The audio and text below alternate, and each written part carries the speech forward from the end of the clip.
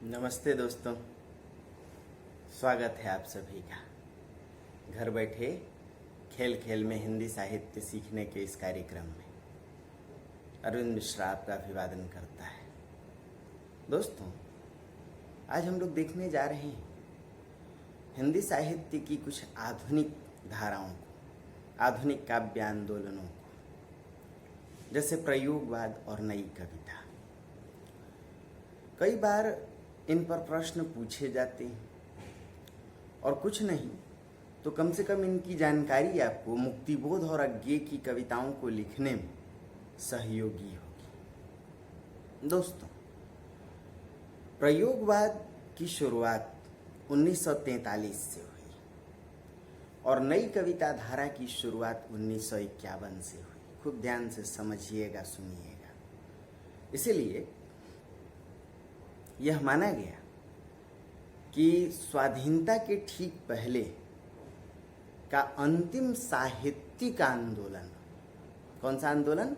साहित्य, हिंदी साहित्य में अंतिम आंदोलन स्वाधीनता से पहले प्रयोगवाद के रूप में था और ठीक स्वतंत्रता के बाद हिंदी साहित्य की पहली धारा स्वातंत्र्योत्तर धारा नई कविता धारा। तो नई कविता धारा की शुरुआत 1951 से और प्रयोगवाद की शुरुआत 1943 से। एक डायलॉग बड़ा ही चर्चित हुआ कि प्रयोगवादी साहित्य के जो उन्नायक थे वही नई कविता धारा के कर्णाधार बने। इसका मतलब साफ है कि बहुत सी ऐसी समताएं थीं जो प्रयोगवाद और नई कविता में मिलती जुलती थी। दोस्त, तार सप्तक, जिसके संपादक अज्ञेय जी थे, यह तार सप्तक पत्रिका 4 बार संपादित या प्रकाशित हुई। 1943 प्रथम तार सप्तक, दूसरा सप्तक 1951, तीसरा सप्तक 1959 और चौथा सप्तक 1979। यह माना गया कि तार सप्तक के प्रकाशन, पहले प्रथम तार सप्तक के प्रकाशन से प्रयोगवाद का सीधा संबंध रहा है और दूसरा सप्तक के प्रकाशन से नई कविता धारा का सीधा संबंध रहा है। तार सप्तक या सप्तक का अर्थ 7 सुरों का संगम, 7 सुरों को मिलाकर सरगम या सप्तक कहते हैं। तार सप्तक पत्रिका में 7 रचनाकारों की रचनाएं शामिल की गई, इसलिए इसे नाम भी दिया गया तार सप्तक। प्रथम तार सप्तक में देखें तो इसके रचनाकारों में स्वयं सच्चिदानंद हीरानंद वात्स्यायन अज्ञेय यानी अज्ञेय, मुक्तिबोध, गिरिजा कुमार माथुर, प्रभाकर माचवे, भारत भूषण अग्रवाल, नेमी चंद्र जैन और डॉक्टर राम विलास शर्मा की रचनाएं शरीक की गई। ऐसे ही दूसरे सप्तक में यदि देखें तो धर्मवीर भारती, रघुवीर सहाय, भवानी प्रसाद मिश्र, नरेश मेहता, शकुंतला माथुर, शमशीर बहादुर आदि की रचनाएं शामिल की गई। दोस्तों, प्रयोगवाद है क्या, इसको समझने के लिए आपको पश्चिमी जगत को थोड़ा बहुत जानने की आवश्यकता पड़ेगी। जैसा कि हम और आप जानते हैं कि साहित्य कुछ और नहीं, समाज का प्रतिबिंब है। जैसा समाज होगा वैसा ही साहित्य होगा। प्रथम विश्व युद्ध को अगर हम देखें तो 1919 में समाप्त हुआ और द्वितीय विश्व युद्ध 1939 से 1943 तक चला। पश्चिमी जगत में विश्व युद्धों से, खास करके पहले विश्व युद्ध से ही नवीन जीवन परिस्थितियां उभरने लगी थी। जान माल की अपार क्षति के कारण लोगों के मन में कई निराशावादी प्रश्न उभर कर आए। भय, हताशा, निराशा, कुंठा, मृत्युबोध, जीवन को लेकर अस्तित्ववाद जैसे प्रश्न उभर कर आने लगे। दोस्तों, जीवन समस्याएं बदल रही थी। इन्हीं जीवन समस्याओं को पश्चिमी या यूरोपीय साहित्य में व्यक्त करने की कोशिश की गई और इस प्रकार के साहित्यिक प्रयोग को वहां एक्सपेरिमेंटलिज्म का नाम दिया गया। देखिए, ऐसे भी एक्सपेरिमेंट को हिंदी में प्रयोग कहते हैं। 1932 में एक पत्रिका संपादित हुई, न्यू सिग्नेचर, जो एक्सपेरिमेंटलिज्म के लिए ही जानी गई, यानी नवीन जीवन परिस्थितियां। भाई, विश्व युद्ध छिड़ गए तो अब आप समझिए हर किसी के मन में ये भय बैठा हुआ है, हर किसी के मन में ये डर बैठा हुआ है कि पता नहीं कब एक बम आए और जीवन लीला समाप्त कर जाए। आपने जापान वगैरह का हश्र देखा होगा, बचपन से हम लोग पढ़ते आए, हिरोशिमा, नागासाकी। इस भय के कारण जो मृत्यु बोध का प्रश्न उत्पन्न हुआ, उसी ने अस्तित्ववाद को जन्म दिया कि क्या पता कल हो ना हो। एक हिंदी की मूवी भी आई थी, कल हो ना हो। जब जीवन के सामने मृत्यु ही निश्चित हो, मृत्यु गहरा हो, तो लोगों के जेहन में ये बात कौंधने लगती है कि क्या पता कल का सूरज मैं देखूंगा भी या नहीं। तो जो है समा जी भर जियो, क्या है पता कल हो ना हो। यदि कल नहीं देख पाऊंगा तो आज ही जी भर के जी लो। इससे दोस्तों क्षणवाद का जन्म हुआ। यही अस्तित्ववाद है और यहीं से व्यक्तिवाद का। जब जीवन खतरे में है तो फिर समाज की क्या परवाह करें, फिर अपने बारे में सोचना।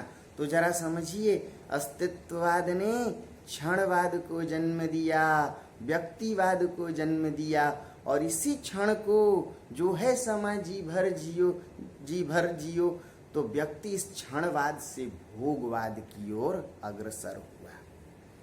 ऐसे भी हमारे विचारकों ने माना कि जीवन के सामने यदि मृत्यु बोध का प्रश्न खड़ा हो, व्यक्ति को लग जाए कि अब मौत ही अटल सत्य है और बस अगले ही पल जिंदगी खत्म है, तो इस मृत्यु बोध से दो प्रकार की दृष्टियां जन्म लेती हैं। एक अतिशय वैराग्यवादी, एक अतिशय भोगवादी। जब कल मर जाना है तो चलो ईश्वर को अपने को समर्पित कर देते हैं, घर द्वार छोड़ करके पहाड़ पर चले गए।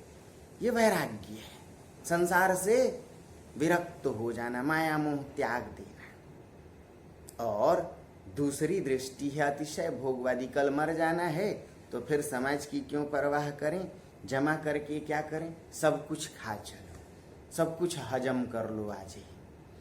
आप देखेंगे कि 1930 के दशक में ग्रेट डिप्रेशन आया, आर्थिक महामंदी। इसके पीछे भी दोस्तों यही क्षणवादी दर्शन कार्य कर रहा था कि यदि जीवन लीला कल बचेगी ही नहीं, विश्व युद्धों में पता नहीं क्या हो, तो भला बचत करके क्या होगा।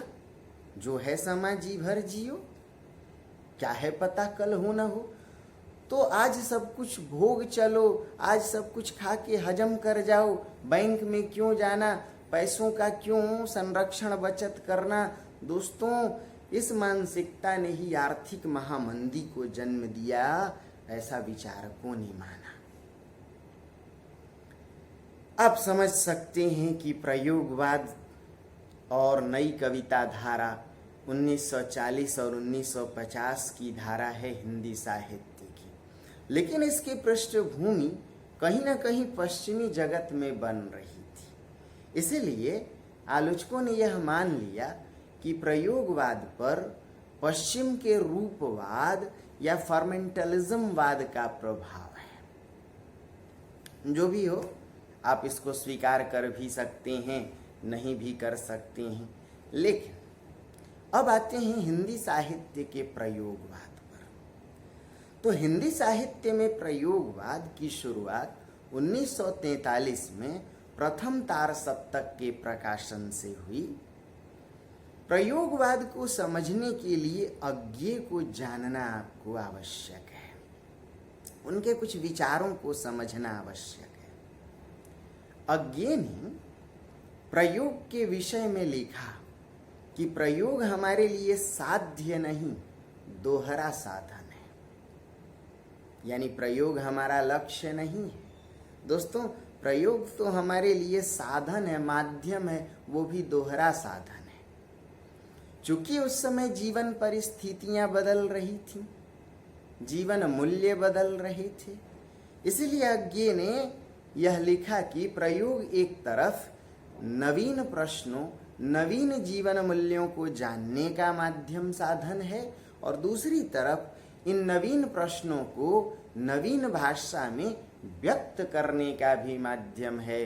चूंकि जीवन समस्याएं नई थीं, इसीलिए उन्हें व्यक्त करने के लिए नई भाषा और नई शैली की आवश्यकता पड़ी। अर्थात प्रयोगवाद यह मानता है कि भाव भी नए हैं तो अभिव्यक्ति भी नई हो। इसलिए अज्ञेय ने लिखा भी कि पुराने उपमानों से काम नहीं चलेगा। ये उपमान मैले हैं या उथले कि देवता कर गए हैं इन प्रतीकों से कूच। पुराने बिंब प्रतीक, पुराने उपमानों की आवश्यकता नहीं। समाज बदल रहा था, इसलिए समाज की भाषा भी बदल रही थी। दोस्तों, अज्ञेय ने प्रयोगवाद को थोड़ा और स्पष्ट किया। कहा कि इस धारा के रचनाकार या तार सप्तक के रचनाकार अपने महान पूर्ववर्तियों का अनुकरण अनुसरण करना नहीं चाहते, और ना ही हम यह चाहते हैं कि कोई हमारा अनुकरण अनुसरण करे। जरा समझिए, साहित्य में जो पहले से प्रतिष्ठित धाराएं चल रही थीं, ना तो ये प्रयोगवादी उनकी नकल करना चाह रहे थे, और ना ही यह चाह रहे थे कि कोई इनकी धारा का अनुसरण अनुकरण करे। इन्होंने प्रयोग को जो स्पष्ट किया, उसका एक भाव था, और कहा अज्ञेय ने कि हम राही नहीं, हम किसी की बनी बनाई राह पर चलने वाले नहीं, हम राहों के अन्वेषी। अर्थात हमें पहले से निर्धारित राह पसंद नहीं। अज्ञेय कहते हैं, तुम्हारा कहना ठीक, जिस पथ पर चला गया सदा से उसे ही राह कहा गया, परंतु मेरा आग्रह भी नहीं कि मैं उसी पर चलूं जो इतने इतने पैरों से रौंदा गया हो कि उस पर अपनी कोई छाप भी न पहचानी जा सके। मामला तय कि अज्ञेय ने स्पष्ट किया कि हम बनी बनाई राह पर चलने वाले नहीं, हम राह बनाने वाले हैं, राहों के अन्वेषी। और तब इन्होंने एक और बात कह के इसे स्पष्ट किया। पटना रेडियो स्टेशन 1951-52 के माध्यम से इनके कई वक्तव्य उभर करके आए। इन्होंने कहा कि तार सप्तक के रचनाकार किसी एक स्कूल के नहीं, अलग अलग स्कूल के, स्कूल का अर्थ विचारधारा को कहते हैं। फिर इन्होंने कहा कि हम वादी ना तो थे ना कभी रहे, ना हम वादी हैं ना हम कभी वादी थे। ये वाद विरोध की बात करते हैं। किसी की बंधी बंधाई विचारधारा पर चल पड़ना इन्हें पसंद नहीं। इसलिए अज्ञेय के लिए प्रयोग का यदि सीधा अर्थ है तो समझिए कि प्रत्येक क्षण चूंकि प्रयोगवादी साहित्य में आप देख रहे हैं व्यक्तिवाद है, अस्तित्ववाद है, क्षणवाद है, भोगवाद है। माना अज्ञे ने कि प्रत्येक क्षण अपने आप में नया है, इसीलिए प्रत्येक क्षण की अनुभूति भी अपने आप में नई है। प्रत्येक क्षण की व्यक्ति अपनी अनुभूति प्रकट करे, वही प्रामाणिक अनुभूति है। अज्ञे के लिए प्रयोग का अर्थ क्षणों की प्रामाणिक अनुभूतियों की अभिव्यक्ति, और फिर क्षण बदल जाएगा, इसलिए अगले क्षण दूसरी अनुभूति होगी। इन्होंने माना जीवन क्षणों की अनुभूति की श्रृंखला है।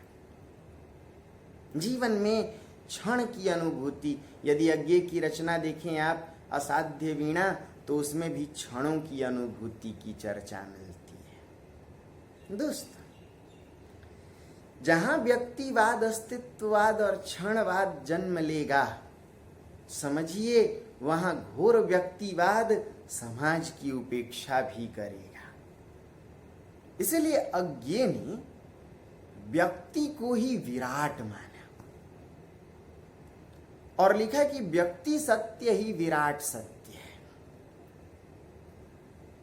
क्योंकि समाज का सत्य अलग अलग और कहीं ना कहीं अंधविश्वास और झूठ के निकट भी हो सकता है, क्योंकि समाज के लोग कई मुंह कई बातें, जिसे ना देखा उसे भी कहते चले हैं। कबीर भी कहते हैं, तू कहता कागद लेखी, मैं कहता आँखें देखी।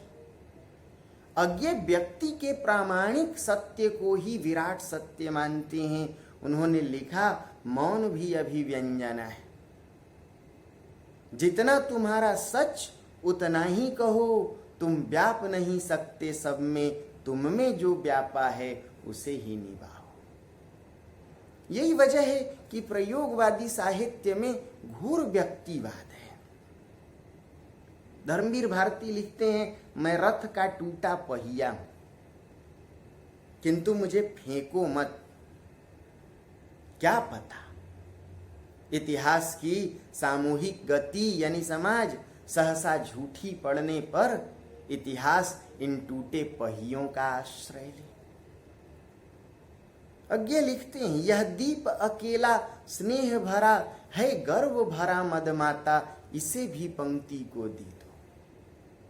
लिखते हैं अज्ञे, चल उड़ चल हारिल लिए हाथ में, यही अकेला ओछा तिनका। उषा प्राची जाग उठी, कैसी बात भरोसा किनका। अज्ञे लिखते हैं, हम नदी के द्वीप हैं, स्थिर समपर्व है हमारा। नदी के कगारों को, पाटों को समपर्व कहते हैं। हम सदा से द्वीप हैं स्रोतस्विनी के, नदी के, किंतु हम बहते नहीं, बहना रेत होना है, हम बहेंगे तो रहेंगे नहीं। आप अज्ञे की जितनी भी रचनाएं देखें, लिखा एक बूंद सहसा उछली।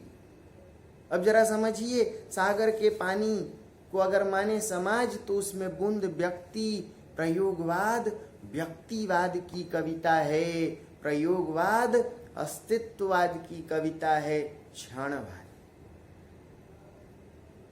और जैसा कि आपने जाना कि मृत्यु बोध से यदि क्षणवाद जन्म लेगा, तो क्षणवाद कहीं ना कहीं भोगवाद को भी प्रश्रय देगा। यह भोगवाद कहीं ना कहीं काम कुंठा को भी अभिव्यक्त करेगा। इसलिए प्रयोगवाद में यौन भावों की नग्न अभिव्यक्ति आप देख सकते हैं, काम कुंठा की, यौन इच्छाओं की अभिव्यक्ति आप देख सकते हैं। धर्मवीर भारती, अज्ञे जैसे रचनाकार यह मानते हैं कि व्यक्ति अपने अवचेतन मन के भावों को व्यक्त करे। याद रखिए, व्यक्तिवाद पर कहीं ना कहीं फ्रायड का भी प्रभाव है। इस फ्रायड के कारण अवचेतन मन की अनैतिक इच्छाओं को भी प्रयोगवादियों ने व्यक्त किया। लिखते हैं धर्मवीर भारती, गुनाह गीत भाग 1 भाग 2। इन फिरोजी होठों पर बर्बाद मेरी जिंदगी। अब आप समझ सकते हैं, अगर मैंने कभी किसी के होठ के पाटल चूमे, अगर मैंने कभी किसी के नैन के बादल चूमे, अगर मैंने कभी किसी की सांसों की पुरवाइयाँ चूमी, अगर मैंने कभी किसी की मद भरी अंगड़ाइयाँ चूमी, तो महज इसी से किसी का प्यार मुझ पर पाप कैसे हो। ये अपने भावों को व्यक्त करने में पाप भी नहीं मानते, क्योंकि इनका तो मानना था कि व्यक्ति अपनी अनुभूतियों की बात करे। और अभी देखा आपने कि जैसे कबीर को अपनी प्रामाणिक अनुभूतियों आखिन देखी सत्य के लिए जाना गया, अज्ञेय भी प्रामाणिक अनुभूतियों की बात करते हैं, और इसीलिए अज्ञेय को शायद इस वजह से भी आधुनिक कबीर कहा गया होगा। तो यौन भावों की नग्न अभिव्यक्ति में अज्ञेय लिखते हैं कि नए मोहल्ले की ऊंची ऊंची इमारतों को लांघता हुआ मैंने विदेशी मलाई की बर्फ चखी। नए मोहल्ले, एक नई युवती, उसके शरीरों के उभार, ऊंची ऊंची इमारतों, विदेशी मलाई, जाहिर सी बात है कि वह लड़की भारतीय नहीं विदेशी है। विदेशी महिला से भी यौन उन्मुक्त संबंध। अज्ञेय लिखते हैं, श्वास है उत्तप्त, प्यार है अभिशप्त, धमनियों में उमड़ आई लहू की धार, तुम कहाँ हो नारी। समझ सकते हैं कि ये भाव किस ओर इशारा करते हैं। तो प्रयोगवादी साहित्य एक तरफ व्यक्तिवाद की कविता है, दूसरी तरफ इसमें वाद विरोध। ये पुरानी विचारधारा को स्वीकार नहीं करते, इसलिए कहा कि हम राही नहीं राहों के अन्वेषी। प्रयोगवाद में व्यक्ति की प्रामाणिक अनुभूतियों की चर्चा है। ये प्रयोगवादी भाषा और भाव दोनों स्तर पर नहीं है। दोस्त, चूंकि समाज से इनका विरोध था, ये व्यक्तिवादी थे, लेकिन समाज अभी भी बदल नहीं गया था, समाज अभी भी जड़ बना हुआ था। तो एक तरफ समाज जड़ बना हुआ था और ये अपने से स्वयं को मुक्त समझ रहे थे। ऐसे में व्यक्ति की स्वतंत्रता और सामाजिक परिस्थितियों के बीच टकराहट स्वाभाविक थी। यही वजह है कि प्रयोगवादी साहित्य में आप तनाव को भी देख सकते हैं। नई कविता धारा और प्रयोगवाद दोनों में तनाववाद है। कैसी विचित्र है यह जिंदगी जिसे मैं जीता हूं, एक सड़ा कपड़ा जो और फटता जाता है जैसे इसे सीता हूं, और एक तैयार करता जाता हूं लबादा। लबादे की तरह ये जिंदगी को जी रहे थे, फिर भी जिया चला जाता हूं, जीवन को बोझिल मानकर जी रहे थे। तो प्रयोगवादी साहित्य में तनाव भी है। प्रयोगवादी साहित्य अकेलापन को व्यक्त करता है। आप समझ सकते हैं कि महानगरों का जन्म तो हो रहा था, इसलिए महानगरों की परिस्थितियां भी आधुनिक भावबोध के रूप में जन्म ले रही थीं। अकेलापन, तनाव, कुंठा, अजनबियत, भीतर भीतर टूटन, संत्रास। इसलिए ये महानगरीकृत परिस्थितियों के भी शिकार हैं। आधुनिक भावबोध की कविता भी है प्रयोगवाद। और तब ये रचनाकार लिखते हैं महानगरों को भी कोसते हुए, सांप तुम सभ्य हुए तो नहीं, सीखा नहीं नगरों में बसना। एक बात पूछूं, सच सच बताओगे, विष कहाँ से पाया, सीखा कहाँ से डसना। अरे महानगरों में रहने वाले डसना जानते हैं, और सांप तू तो शुरू से ही वन्य जीव है, जंगल जंगल भटकने वाला, छिद्रों में बिलों में रहने वाला, छिपा हुआ। तो भला तुम महानगरों में रहने वालों की तरह विष कहाँ से पा गए। दोस्तों, आप समझ सकते हैं कि प्रयोगवादी साहित्य आधुनिक भावबोध का साहित्य है। जीवन की आधुनिक विडंबनाएं उभर के आ रही थीं। एक तो आप विश्व युद्धों का भी इस पर प्रभाव ले सकते हैं। यंत्रवाद, विज्ञानवाद के कारण भी जीवन परिस्थितियां बदल रही थीं। इसलिए फ्रायड का प्रभाव अवचेतन मन के भावों का व्यक्त करने का नाम प्रयोगवाद। नए भाव थे, नए विचार थे, इसलिए भाषा भी नई थी। और तब अज्ञे ने कहा प्रयोग दोहरा साधन है, साध्य नहीं। प्रयोग दोहरा साधन है। दोस्तों, 1956 में बिहार में 3 रचनाकारों ने, नलिन विलोचन शर्मा, केसरी कुमार और नरेश, इन तीनों ने मिलकर अपने नाम के एक एक अक्षर को मिलाकर नकेनवाद की स्थापना की, जिसे प्रपद्यवाद भी कहा गया। और इन नकेनवादियों ने यह दावा किया कि सच्चे अर्थों में यही प्रयोगवादी है और तार सप्तक के रचनाकार प्रयोगशील है। जैसा कि हम लोग देखते आए कि अज्ञे ने भी यह दावा नहीं किया था कि हम प्रयोगवादी, उन्होंने स्पष्ट कर दिया था कि ना तो हम कभी वादी हैं, ना कभी थे, ना कभी रहे। वाद विरोधी रहे हैं। ये वाद को माना कि वाद तो किसी की विचारधारा का एक संकीर्ण रूप है, किसी के विचारों का बंधन ही वाद है। इसलिए वाद को बंद विचार प्रणाली माना अज्ञे जैसे रचनाकारों ने। तो नकेनवादियों ने 1956 में जिनका गठन हुआ, उन्होंने अपने को सच्चे अर्थों में प्रयोगवादी माना और तार सप्तक के रचनाकारों को प्रयोगशील।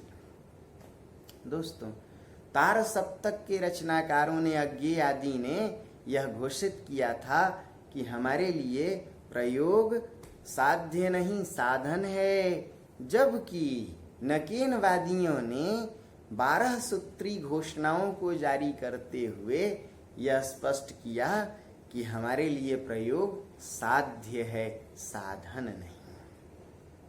तो मैं उम्मीद करूं कि कम में अत्यंत संक्षेप में प्रयोगवाद को आप समझ पाए। दोस्तों, इसी की ठीक अगली धारा नई कविता धारा है, जहां हम लोग देखेंगे फिर अस्तित्ववाद, फिर व्यक्तिवाद, लघु मानव की प्रक्रिया, वहां भी आधुनिक भावबोध, लेकिन कुछ बातें बदलती नजर आएंगी। तो अगले वीडियो तक बने रहें, तब तक ढेर सारी शुभकामनाएं। नमस्ते दोस्तों।